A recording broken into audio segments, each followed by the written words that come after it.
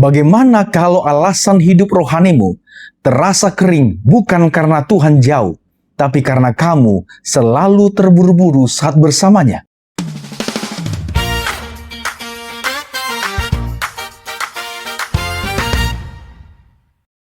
Pernahkah Anda bangun pagi lebih awal, niatnya mau membaca Alkitab, tapi saat alarm berbunyi, Anda melihat jam dan berkata dalam hati, "Aduh, cuma ada 15 menit lagi."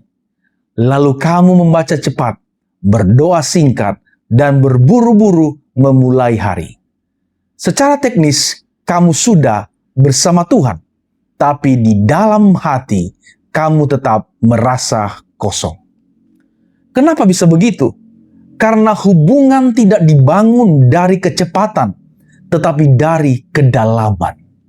Ada sebuah kutipan yang sangat dalam, dikatakan demikian, hanya sedikit manfaat dari membaca kitab suci secara terburu-buru. Kita bisa membaca banyak, tapi tidak mengalami apa-apa.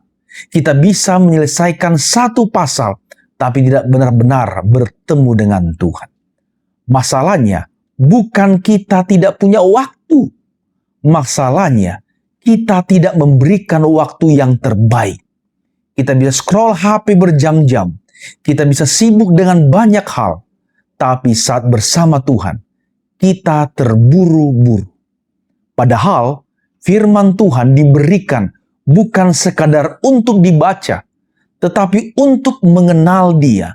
Semakin Anda mengenal Tuhan, semakin Anda mengerti hatinya, dan semakin Anda mengasihinya.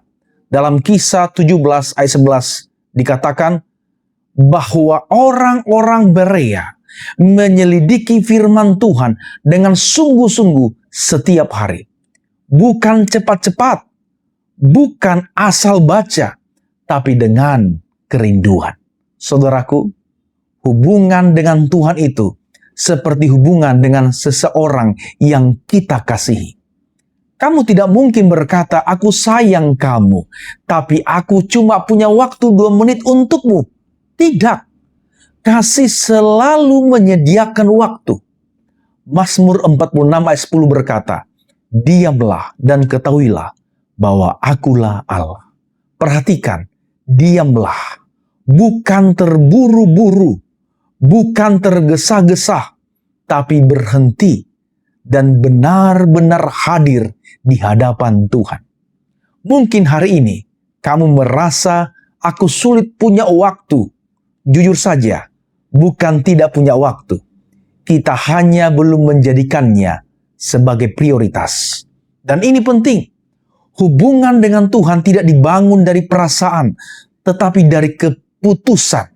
Kamu tidak selalu merasa ingin membaca firman, tidak selalu merasa ingin berdoa, tapi justru disitulah iman bekerja. Seperti membangun kebiasaan sehat, tubuh disiplin, butuh konsistensi, butuh keputusan setiap hari.